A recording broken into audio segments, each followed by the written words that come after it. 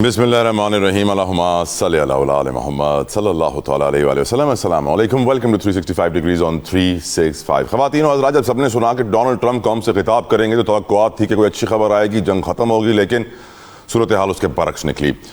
Donald Trump ने आगे एक और धमकी लगा दी, ईरान को हम स्टोन एज में भेज देंगे। कहा कि उनकी जो फैसिलिटीज़ हैं, स्पेशली पावर से रिलेटेड, जहाँ बिजली पैदा होती है, जहाँ से ऑयल प्रोडक्शन होती है, जो उनकी रिफाइनरीज हैं, उनको टारगेट किया जाएगा। डोनाल्ड ट्रंप की धमकी के बाद हमने देखा स्टॉक मार्केट्स क्रैश हुई, ऑयल प्राइसेस ऊपर गई, और वो बात जो अमेरिकन सेनेटर्स कह रहे थे कि डोनाल्ड ट्रंप खुद इनसाइडर ट्रेडिंग में मुलव्वस हैं, उनका स्टाफ, उनकी टीम, उनके एम्प्लॉयज़ इनसाइडर ट्रेडिंग करते हैं। वो एक दिन बयान देते हैं ताकि मार्केट्स में तेज़ी आए, अगले दिन बयान दे देते हैं जिससे मार्केट में मंदी आ जाए। इससे बहुत आसानी हो जाती है, आप एक दिन खरीदते हैं और एक ही दिन के अंदर आप इतना मुनाफा बना लेते हैं जिसकी कोई इंतहा ना हो। हम ये भी जानते हैं कि इस वक्त चीन की जानिब से कहा गया है कि सीज़ फायर किया जाए, जो कि यकीनन चीन की आवाज़ इस वक्त इस खित्ते के अंदर सबसे ताकतवर आवाज़ है, जिसको इग्नोर करना अमेरिका के लिए ज़्यादा काफ़ी मुश्किल होगा, क्योंकि चीन ही वो मुल्क है जो ईरान को अंडर द टेबल वो सुपीरियर टेक्नोलॉजी प्रोवाइड कर रहा है, जिसकी बदौलत हमले हो रहे हैं ईरान की तरफ से। बिल्कुल स्ट्रेटेजिक टारगेट्स को अटैक किया जा रहा है और उनकी लोकेशन बहुत अच्छे तरीके से एक्यूरेसी से निशाना बनाई जा रही है। इसके ऊपर भी गुफ्तगू करनी है आज के प्रोग्राम में। मईशत के हवाले से भी बात करनी है। IMF को कहा गया है, पाकिस्तान की जानिब से गारंटी दी गई है कि जो भी तेल की कीमतों में इजाफा होगा वो हम कंज्यूमर्स को पास ऑन कर देंगे, हम कोई सब्सिडी नहीं देंगे। यकीनन तेल की कीमतें पाकिस्तान में भी बढ़ सकती हैं और हर किसी को यही खौफ है कि 55 रुपए के धमाके के बाद कोई और धमाका ना हो, और यही तवक्को और दुआ है कि जंग ख़त्म हो, ताकि एस्केलेशन से, यकीनन एक्सपेंशन ऑफ वॉर से बहुत सारे प्रॉब्लम्स क्रिएट हो जाएंगे जो ये दुनिया इस वक्त हैंडल कर पाएगी, स्पेशली पाकिस्तान हैंडल कर पाएगा या नहीं। जंग किस जानिब जा रही है। मेरे साथ बड़े मौजूद मेहमान मौजूद है, कमाल पैनल है, जिनको मैं मजीद इंतजार नहीं करवाऊंगा, तारुफ करवाऊंगा। मेरे साथ मौजूद है पाकिस्तान के नामवर सईद काजी साहब। काजी साहब अस्सलाम वालेकुम, thank you so very much for time. मेरे साथ मौजूद हैं अजहर जावेद साहब, किसी तारुफ के मोहताज नहीं, हमेशा हमारी इज्जत अफजाई करते हैं। जावेद साहब बहुत शुक्रिया आपके वक्त के लिए। मेरे साथ मौजूद हैं अब्दुल्ला हमीद गुल साहब, मेरे पसंदीदा में से एक, बहुत शुक्रिया अब्दुल्ला भाई आपके वक्त के लिए, जज़ाकल्लाहु खैर, अस्सलाम वालेकुम। मेरे साथ मौजूद हैं सलमान जावेद साहब, सीनियर एनालिस्ट, बहुत शुक्रिया सलमान साहब आपके वक्त के लिए, अस्सलाम वालेकुम। Let's start the discussion. Abdullah Hamid Gul sahab, I like to start from you sir. आपकी नज़र में डोनाल्ड ट्रंप पल में तोला पल में माशा, कभी कहता है जंग खत्म होने वाली है, कभी कहता है ईरान को स्टोनेज में भेज दूंगा। इस बार भी जो उनकी स्टेटमेंट आई, कल हमने मार्केट्स में तेजी देखी, आज मंदी देखी। बहुत सारे लोग ये कहते हैं कि वो इनसाइडर ट्रेडिंग में मुलव्वस हैं, उनके खुद अमेरिकन सेनेटर्स ये कह रहे हैं। आप इस जंग को किस तरफ जाते हुए देख रहे हैं? अगर ये जंग बढ़ती है तो क्या नुकसानात होंगे, हमें किस चीज़ की तैयारी करनी चाहिए? अब्दुल्ला हमीद गुल साहब, योर व्यूज सर। बिस्मिल्लाहिर्रहमानिर्रहीम, बहुत बहुत शुक्रिया तलत तमाम मौजूद गेस्ट को भी अस्सलाम वालेकुम। देखें, जहाँ तक ताल्लुक है डोनाल्ड ट्रंप पल में तोला पल में माशा, मेरे ख्याल में उनको एक अच्छे जहनी मॉलेज की ज़रूरत है, बहुत अशद। और जाहिर है इस उम्र के अंदर खप्त भी हो जाता है अक्सर लोगों को। और फिर जाहिर है जब एप्स्टीन फाइल के अंदर मासूम बच्चियों की चीखें उनको सुनाई देती होंगी, कमसिन बच्चियों की चीखें जो उनके अपने मुल्क की थीं और जो उनके साथ जुल्म और मेरे ख्याल में वहशत की एक दास्तान है अफसोसनाक, वो जाहिर है उनको हॉन्ट तो करती होगी। इस वजह से फिर इस किस्म के बयानात और इस किस्म का ज़हनी, हाँ बाकी जहाँ तक कारोबार है वो हर चीज़ को एक कारोबार के तौर पर ले रहे हैं, वो अपनी सदारत को भी कारोबार ले रहे हैं। जो कभी उनकी वीडियोस आती हैं, अभी जो स्पेस शटल को भेजते हुए जो वो डांस कर रहे थे और जिस तरह की हरकतें कर रहे थे, मैं तो अमेरिकन कौम को बड़ा एक मेरे ख्याल में जिसको कहते हैं एक जिम्मेदार और एक मैच्योर कौम समझता था। पर अल्लाह के शुक्र है मुझे अभी ये एहसास है कि वहाँ जोकरों की कमी नहीं है। तो ये चीज़ें होती रहती हैं बहरहाल। एनी हाउ, देखिए अब ये जो जंग है ये किस तरफ जा रही है। पहली बात यह है कि इस जंग ने बाइफरकेट करके रख दिया पूरी दुनिया को। अमेरिका के साथ कौन खड़ा है वो तो आपके इल्म में है, मासवाए इजराइल, बल्कि इजराइल के साथ अमेरिका खड़ा है, इजराइल तो किसी के साथ नहीं खड़ा। और बाकी अमेरिका मेरे ख्याल है वो तो तनतनाए है। जिस मुल्क के अंदर ये चाहते थे फसाद बर्पा करना, आज 50 रियासतों में 80 लाख लोग इनके खिलाफ खड़े हुए हैं। और बाकी आपने हुर्मुज़ के हवाले से उन्होंने वादे कह दिया कि जिनको खुलवानी है वो खुलवा ले, यानी कि जो यूरोपियन यूनियन है उन्होंने, आपको पता है 35 ममालिक का इजलास तलब कर लिया है अगले हफ्ते में और कहा है कि जी इसके ऊपर कोई सोच विचार की जाएगी, देखें वो अब क्या करते हैं। लेकिन ये याद रखें कि फ्रांस हो गया या स्पेन हो गया या इटली हो गया, ये कोई यूरोपियन यूनियन की सोच से हट के काम नहीं कर रहे। पोलैंड जैसे मुल्क ने अपने मिसाइल सिस्टम देने से अमेरिका को इनकार कर दिया। अगर बात यहीं आ गई है कि पोलैंड जैसा मुल्क जिसको रूस ने एक जमाने में 6 घंटे के अंदर फतह कर लिया था, तो मेरा ख्याल है कि ये लम्हा फिक्रिया जरूर होना चाहिए। अब देखना यह है कि अमेरिकन स्टैब्लिशमेंट और व्हाइट हाउस के अंदर एक बड़ी कशमकश चल रही है और लगता यह है कि स्टैब्लिशमेंट ये चाहती है कहीं ना कहीं कि डोनाल्ड ट्रंप को अब आलमी जराइम के ऊपर इनका पकड़ हो।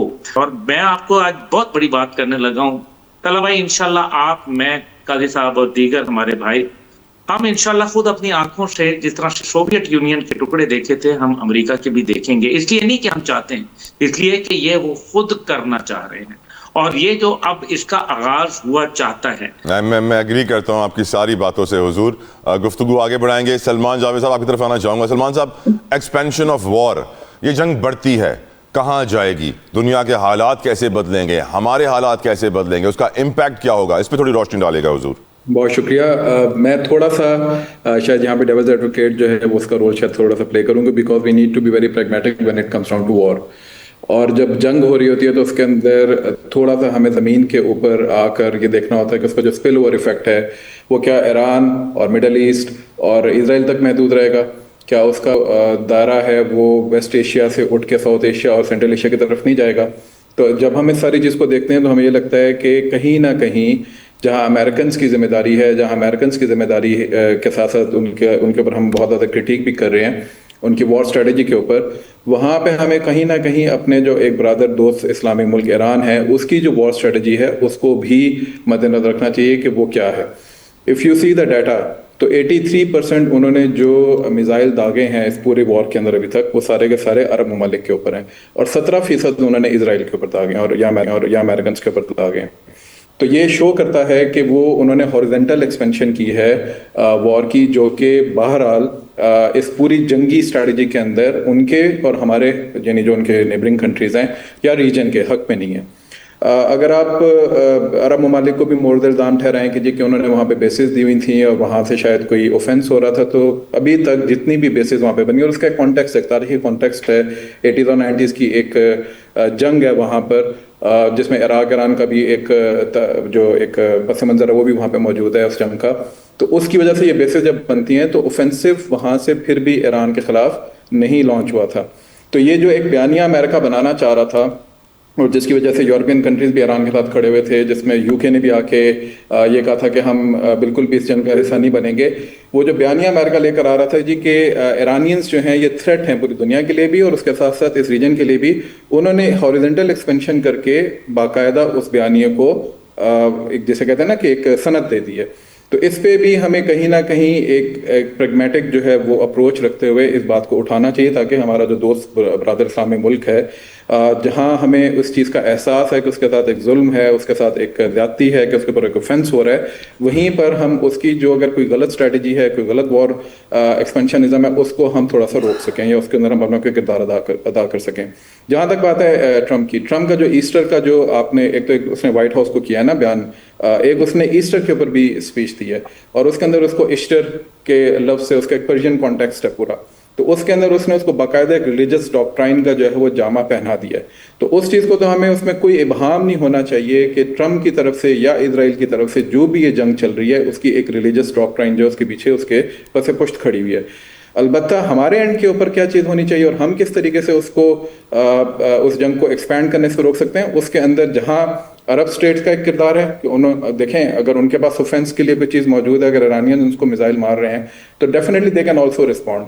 तो अगर उनकी तरफ से एक रिस्ट्रेन है तो ईरानियंस को भी इस बात के ऊपर सोचना चाहिए कि वो किस तरीके से रिस्ट्रेन करके सिर्फ जो असल दुश्मन है जो इजराइल है, जो अमेरिकन है, उसकी तरफ फोकस करें और ये जो डाटा मैंने आपके सामने रखा है इसको थोड़ा सा रिवर्स करने की तरफ लेके जाएं ताकि उनका जो बयानिया है अमेरिकन इजराइलीज का वो कहीं पे घर ना कर जाए इस सारे रीजन के अंदर और फिर पूरा रीजन जो है वो ईरान के खिलाफ जो है वो एक महाज पैदा कर देगी। जी कि मैं इसकी एग्जांपल इससे भी देता हूँ कि स्ट्रेट ऑफ हॉर्मुज़ की तो अभी थोड़ी देर पहले बात की थी, आपने अपने प्रेम्बल पे भी कहा था स्टेट ऑफ हुर्मुज़ का जो है वो इंटरनेशनल टेरिटोरियल वाटर है, वो इंटरनेशनल मैरीटाइम लॉ के अंडर ऑपरेट होता है। उसको बंद या ब्लॉकेट करने का मतलब ये है कि आप सिर्फ और सिर्फ मिडिल ईस्ट को नहीं नुकसान पहुंचा रहे, आप जितना भी साउथ एशिया और फिर आगे फार ईस्ट है उस तक इसका इम्पैक्ट लेके जा रहे हैं। वो सारे के सारे उठ के एक दिन अमेरिका के बयानिए के पीछे खड़े हो जाएंगे।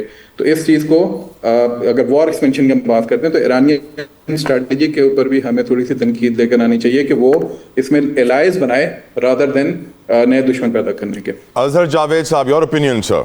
देखिए, इस वक्त जो सूरत हाल है वो तारीख में पहली दफ़ा हुआ है कि अमेरिका की बदमाशी ख़त्म हुई है। बदमाशी इस लिहाज से मैं कहूँगा कि अगर हम पिछली जंगें देखें तो पूरी दुनिया अमेरिका की हाँ में हाँ मिलाती थी। जहाँ अमेरिका कहता था सब उसके साथ चल पड़ते थे। लेकिन ये पहली दफ़ा हुआ है कि जो बड़ी नेशंस हैं और एटॉमिक पावर्स हैं उन्होंने अमेरिका के साथ चलने से इनकार किया है। अगर आप बरतानिया की मिसाल लें तो यहाँ के पीएम जो हैं सर कियर स्टारमर, उन्होंने बड़े कैटेगोरिकली कहा कि ये हमारी जंग नहीं है, हम इसमें शामिल नहीं होंगे, हम अपने बच्चों को इसमें मरवा नहीं सकते। आप फ्रांस के सदर को देखें, उन्होंने भी यही लाहेअमल इख्तियार किया। आप इटली को देखें, उससे बढ़ के आप स्पेन को देखें कि ऑस्ट्रेलिया, बिल्कुल ये वो ममालिक है जो अगर आप देखें जब इराक जंग हुई थी तो बरतानिया के वज़ीर आज़म टोनी ब्लेयर ने अमेरिका से बढ़कर अमेरिका का साथ दिया था और यहाँ पर उसके नतीजे में मिलियंस ऑफ पीपल्स बाहर निकले थे और उन्होंने उस जंग की मुखालफत की। तो यहाँ की कौमों ने, यूरोपियन कौमों ने अपना सबक सीख लिया है और मेरा ख्याल है कि ये बहुत बड़ा दचका है। अगर आप उनकी डोनाल्ड ट्रंप की तकारीर देखें तो उसमें एक मायूसी है, एक उसमें फ्रस्ट्रेशन है। वो ये है कि अब तो वो ये कह रहे हैं कि अब अगर आपने ऑयल लेना है तो आप डायरेक्ट जाके उधर से ले आए या हमसे ले। तो ये एक थ्रेट किया जा रहा है। आप अगर आज एक रिमार्क्स देखें जो फ्रांसीसी सदर के हवाले से डोनाल्ड ट्रंप ने किए और उन्होंने उनको कहा, उनकी वालदा और उनकी जो वाइफ है उनके हवाले से जो थप्पड़ मारा लगा था जो मुबैना तौर पर, उस हवाले से ताना दिया। फिर बरतानवी वज़ीर आज़म को उन्होंने बड़े गलत रिमार्क्स दिए। फिर आपने सऊदी फॉर्मर जो वली अहद उसके बारे में, तो ये एक चीज़ निशानदही कर रही है कि डोनाल्ड ट्रंप इस वक्त ये जंग शुरू करके बहुत बड़ी मुसीबत में फंस चुके हैं। अब उन्हें रास्ता नहीं मिल रहा। एक बात तो तय है कि इस वक्त अमेरिका ये जंग हार चुका है। इस सारी सूरत हाल में अब अमेरिका के पास रास्ता स्वाए ईरान से निकलने का कुछ नहीं।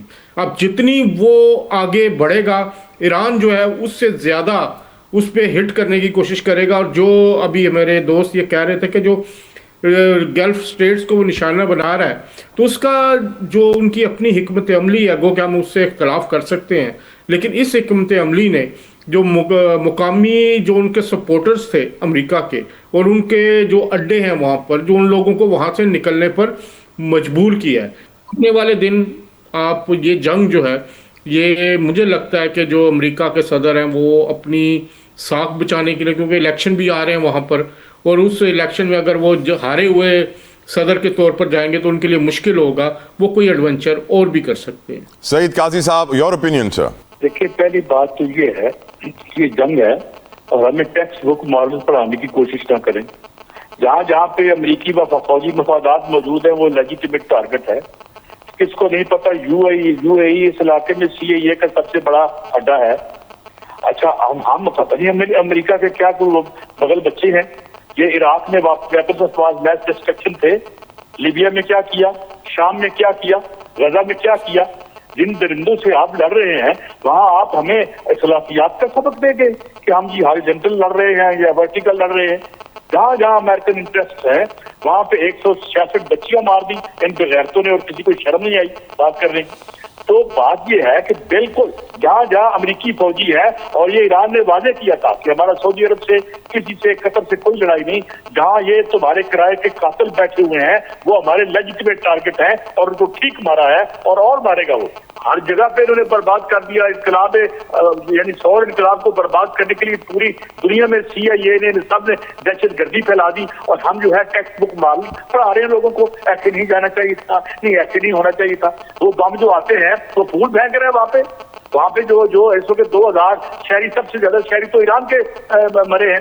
तो इसलिए हर टारगेट लेजिटिमेट टारगेट है जहां अमेरिकी फौजी बैठे हुए हैं और उसने कोई हमें सिविलियन पर नहीं किया। और ये आज ये भी मैं आपको बता दूं कि तय हो गया है बिल्कुल जिस तरह स्टालिनिज्म जो बर्बाद हुआ था इसी तरह अमेरिकन सरमायादारी भी बर्बाद हो रही है और इसको बर्बाद होना चाहिए। नया वर्ल्ड ऑर्डर से इमर्ज करेगा और हमारी गुफ्तगू से और हमारी प्यारी प्यारी बातों से अमेरिका बहादुर का बचना जो है वो ठहर नहीं सकता, क्योंकि 6.06 ट्रिलियन डॉलर के एसेट वाले मुल्क पर 136 ट्रिलियन डॉलर का कर्जा है। अभी ये पेट्रो डॉलर वाला ड्रामा भी बंद होगा। तो ये जो 20वीं सदी है ये अमेरिकी मिलिट्री कैंपेन से पूरी जिंदगी रंगीन रही। अब आप देखें वियतनाम में इन्होंने क्या किया, किस तरह एक लेजिटिमेट टारगेट थे ये जहां नहीं घुसे और जहां से जूते खा के नहीं निकले। लिहाजा इनको हर जगह जूते हमने मारने हैं और ये भी उन्होंने वादे किया कि जहां अमेरिकी फौजी बैठे हुए हैं ये आपकी मुल्क का हिस्सा नहीं है, ये अमेरिका का है और अमेरिका पर हम हमले कर रहे हैं। यहाँ से इन्होंने दिफाई असला निकाल के तो इजराइल को बचाने ले गए, माल इनसे खाते रहे, इजराइल को माल खिलाते रहे। तो कोई खुदा का खौफ करे, हमें जो है अच्छा हो रहा है, जो हो रहा है लड़े और लड़े।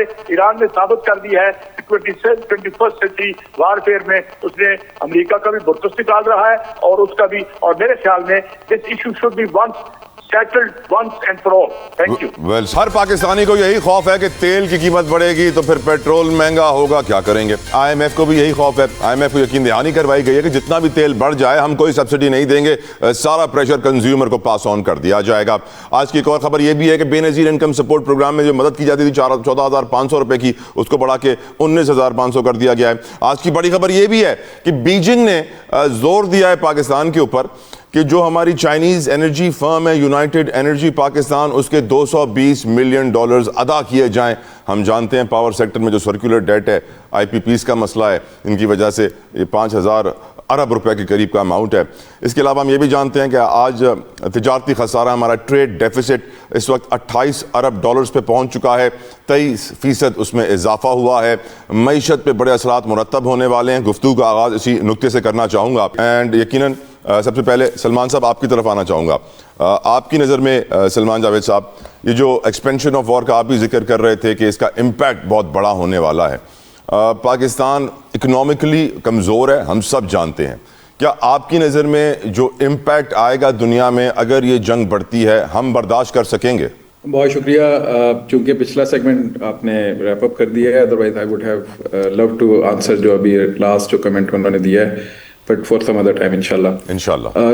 तो आपने ये जो बात की है कि एक्सपेंशन ऑफ वॉर का जो हम पे स्पिल ओवर इफेक्ट है, एग्जैक्टली यही बात मैंने अपने पहले कमेंट में भी की थी कि जब जंग होती है और वो भी जब एक खित्ते की जंग हो, दो ममालिक के दरमियान नहीं बल्कि खित्ते की जंग हो, तो खित्ते की जंग का स्पिल ओवर इफेक्ट भी खित्तों के ऊपर होता है।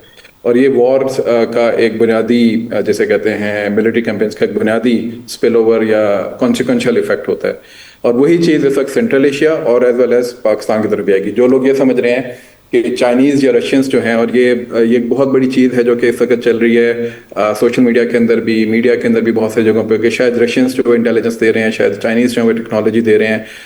For a reason we all know from the intelligence backgrounds and from people who belong to such circles जहाँ से उनको information मिल रही होती है, Chinese are very much worried about this blockade of Strait of Hormuz as well, क्योंकि China का जो energy का सारा सेक्टर है वो बहुत ज़्यादा डिस्टर्ब होता है इसके ऊपर, उसकी एक्सपोर्ट्स बहुत ज़्यादा डिस्टर्ब होती हैं, उसका जो माउथ है टुवर्ड्स गवादर वो बहुत ज़्यादा इम्पैक्ट होता है। तो ये बहुत सारी चीज़ें हैं जो कि हम लोग समझते हैं कि शायद इसका इम्पैक्ट जो है वो सिर्फ मिडिल ईस्टर्न ट्रेडर तक रहेगा और उसका इम्पैक्ट स्पिल ओवर इफेक्ट हमारी तरफ नहीं आएगा। तो ये फिर वो वॉर को और उसकी स्ट्रेटजीज को और उसके एक्सपेंशनिज्म की वजह से जो मामलात होते हैं उसको शायद उस तरीके से कैटर फॉर नहीं करते या उसको समझते नहीं है।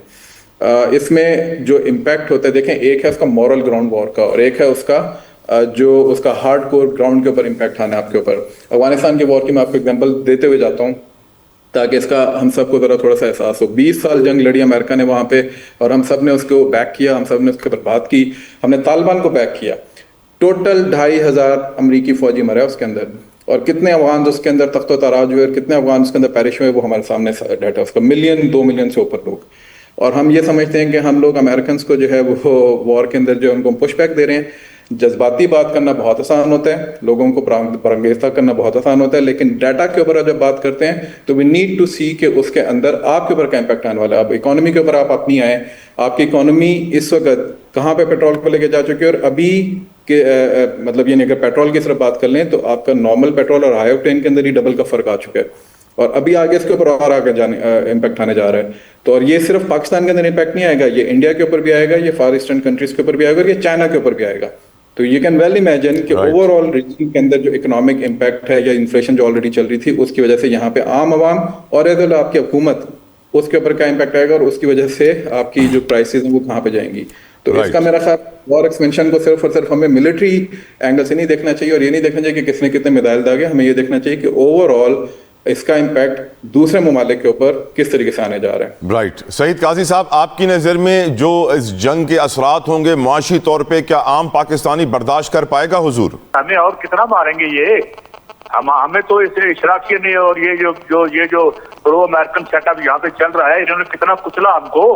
IMF के आगे हमें हमारे हाथ पांव बांध के उसके सामने फेंका हुआ है इन्होंने, तो हमें तो और कितना मारेंगे, और तो हम तो मार खा ही रहे हैं। दूसरी बात ये कि who is responsible for it, ये कौन कर रहा है? ये जंग किसने शुरू की? ईरान ने शुरू की, पाकिस्तान ने शुरू की। और उसके बाद हमने बिल्कुल गलत किया था, कोल्ड वॉर में हमें नहीं जाना चाहिए था, जो है अफगान इनकलाब को बर्बाद करने के लिए कतल नहीं जाना चाहिए था, वो उनका इंटरनल मामला था। एक अफगान इनकलाब को खत्म करने के लिए आपने दाइश पैदा की, तालिबान पैदा किए, आपके जो न्यूयॉर्क के बड़े बड़े स्काई स्क्रैपर हिट हो गए। यानी इन्होंने अपने बेहुदा माशी निजाम को इस ग्लोब पर बरकरार रखने के लिए और इनकलाब की हर सच्ची कोशिश को बर्बाद करने के लिए कौन से जराइम में जो बैठे और मगरबी इस्तेमाल ने नहीं किए। और अगर आज वो खड़ा हुआ है बेचारा इतनी 47 ईयर्स की, हम तो खैर उस इनकलाब के लोग थे जो इस इस्लामी इनकलाब से पहले था, जब ब्रिटिश पेट्रोलियम को नेशनलाइज कर लिया था मोहम्मद मुसद्दिक ने। एनीवे नाउ वो एक बड़े इस्तेमाल के खिलाफ लड़ रहे हैं और उसको नीच तक लेके आगे हैं। आगे पहली दफा जो है मैं बिल्कुल इसको सपोर्ट नहीं करता कि अगर गजा में मासूम बच्चा मरा है तो मासूम बच्चा इजराइल में मरे, मगर इसका जिम्मेदार कौन है? ट्रंप। इसका जिम्मेदार कौन है? नेतान्याहू। तो जो आज मंदिर हमें गजा के आज तल अवीव में नजर आ रहे हैं उसके वो खुद जिम्मेदार हैं। तो बात ये है कि ये रुका, ये इससे अच्छा हुआ पूरा यूरोप से अपने आप को डिस्टेंस कर रहा है। अमेरिका के अंदर के अवाम, जिस तरह अभी बुल साहब ने कहा कि मिलियंस ऑफ लोग बाहर निकले हुए हैं, तो ये ठीक है। रहेगी बात कीमत की, तो हमारा क्या जाना है, हमारे पास है क्या? यहाँ 50-50 रुपए आपने कीमत बढ़ाई हुई है, पता नहीं यहाँ पे एक छोटी सी बड़ी नालायक सी शराबी है जिसके खिलाफ हमारे मुंह से लफ्ज नहीं निकलता। जो बिजली के ब्लैकी हैं, जो चीनी के ब्लैकी हैं, सारे ब्लैकी हैं, उन्होंने हम पे कब्जा किया। अब्दुल्ला साहब, आपकी नजर में पाकिस्तानी मजीद बोझ बर्दाश्त कर सकेंगे सर?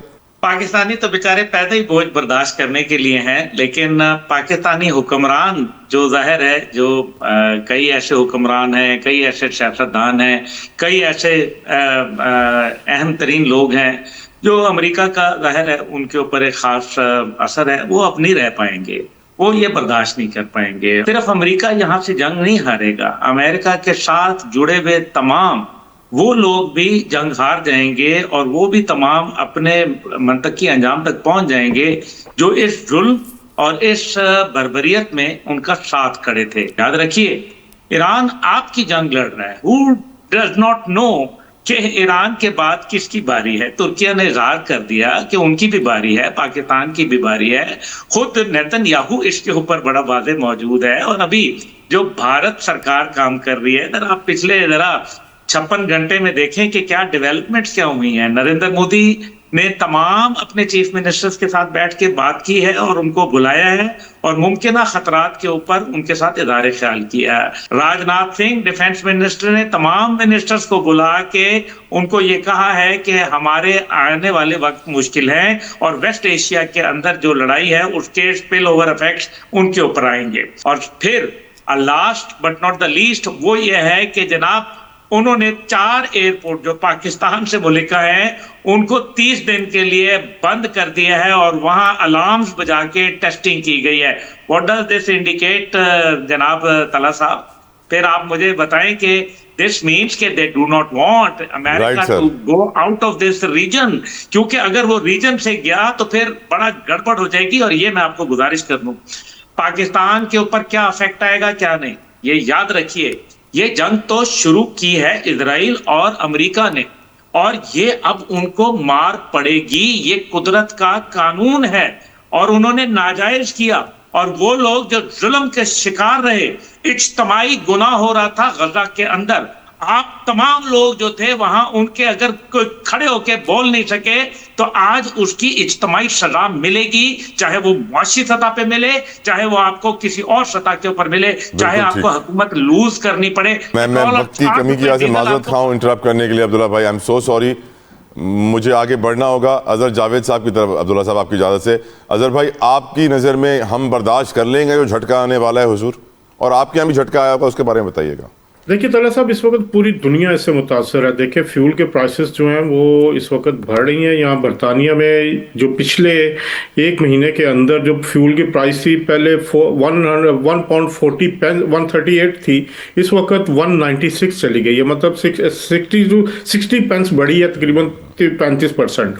इसी तरह एनर्जी प्राइसेस में भी इजाफा हो रहा है। पाकिस्तान में भी इस वक्त तक तो हुकूमत ने रोका हुआ, लेकिन कब तक रोकेंगे ये भी देखना होगा। जहाँ तक जंग की बात है तन्हा भाई, हुकूमत पाकिस्तान ने ये साबित किया है कि वो बड़े अच्छे तरीके से उन्होंने अपनी सफारतकारी की है। वो ईरान को मफादात का उन्होंने तहफ़्फ़ुज़ किया है। ईरानी हुकूमत इनसे खुश है। अब हमारी कौम ईरान के साथ खड़ी है, ईरानी कौम के साथ खड़ी है। लेकिन आपको ये देखना होगा कि क्या ईरान हमारे साथ खड़ा होगा। पास्ट रिकॉर्ड क्या है? जब एटमी राजों के हवाले से बात हुई थी तो वह बात यही हुई थी कि जो डॉक्टर अब्दुल कदीर खान वाला एपिसोड हुआ था तो यही कहा गया था कि ईरान ने सबूत दिए थे अमेरिका को। अगर ज़्यादा दूर ना जाएं तो बलूचिस्तान में जो इंडिया के साथ मोहब्बत की पिंगें थी ईरान की, कुछ एलिमेंट जो वहाँ से सपोर्ट कर रहे थे ईरान को, जो ईरान ने जो इंडिया को बंदरगाह दी हुई थी, जो इनकी मोहब्बतें थी, वो भी तो हमसे छुपी हुई नहीं है। हम एज ए कौम ईरान के साथ खड़े हैं, लेकिन क्या ईरान हमारे साथ खड़ा रहेगा? इस वक्त उम्मत मुसलमान का मसला दरपेश है। मासूम जो मुसलमान शहरी है वहाँ शहीद हो रहे हैं, तो हम as a Pakistani, as a मुसलमान ईरान के साथ खड़े हैं और हमें ईरान की सपोर्ट भी जो लोग हैं। दुनिया में इस वक्त जो मुआशी जलजला आया हुआ है जारी जंग की वजह से, उसको डिस्कस करेंगे और पाकिस्तान का मुआशी मुस्तकबिल भी डिस्कस करने के लिए मेरे साथ मौजूद है पाकिस्तान के नाम पर माहिर मुआशियात, किसी तारुफ के मोहताज नहीं है, डॉक्टर खाकार नजीब साहब। अस्सलाम वालेकुम वरहमतुल्लाह। बहुत शुक्रिया डॉक्टर साहब फॉर योर प्रेशियस टाइम, जज़ाकल्लाह खैर। पहला सवाल आपसे डॉक्टर साहब, इस वक्त बहुत सारे दुनिया के मीडिया प्लेटफॉर्म पर यह बात डिस्कस हो रही है कि एक न्यू वर्ल्ड ऑर्डर था जिसका इजराइल और अमेरिका प्लान कर रहा था, और एक दूसरा न्यू वर्ल्ड ऑर्डर था जो दूसरी पार्टी प्लान कर रही थी, और इस वक्त चाइनीज न्यू वर्ल्ड ऑर्डर कामयाब हो गया है।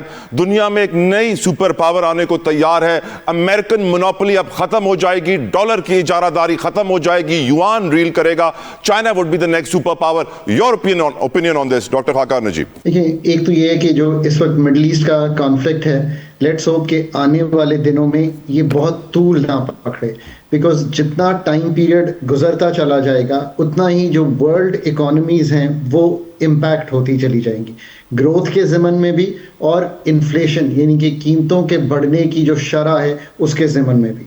अभी भी हमारा ख्याल है कि जो ग्रोथ का फिगर है वर्ल्ड ग्रोथ का, जो 3.2% समझा जा रहा था before all this happened, would probably fall under 3, और इन्फ्लेशन भी 0.4 to 0.6% शायद बढ़ जाएगी। उस पर ये भी याद रखिए कि अमेरिका जो है, बहुत से लोग ये समझते नहीं है, इज़ अ नेट ऑयल और energy exporter. It's not an energy importer, it's a net exporter of energy.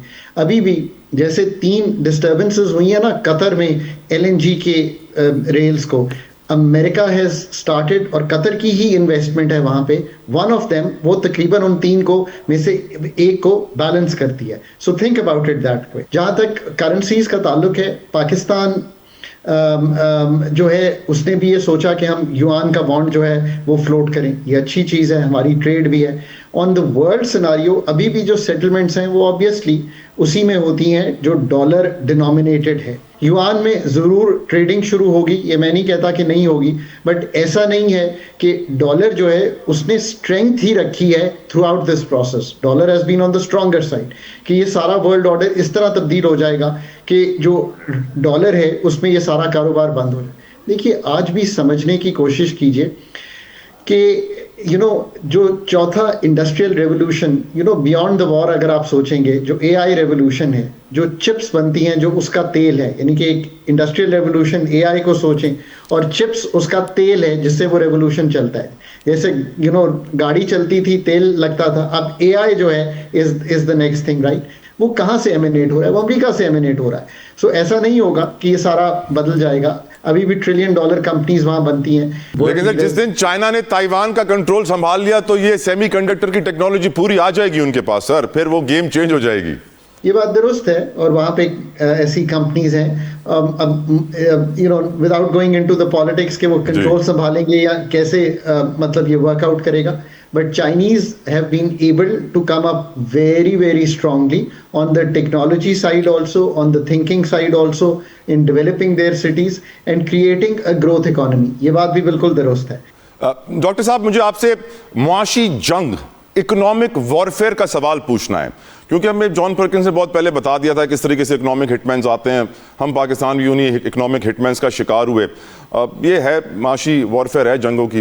मुझे ये बताइए सर, जो ईरान ने स्ट्रेट ऑफ हॉर्मोज पे इकोनॉमिक वॉरफेयर अपनाई, फॉर एग्जांपल उनकी तरफ से स्टेटमेंट ये भी जारी किया गया कि हम डॉलर की जगह पे युआन में पेमेंट लेंगे और फिर जाने देंगे, और बड़ी अच्छी पेमेंट रखी गई थी कश्तियों को गुजरने के लिए।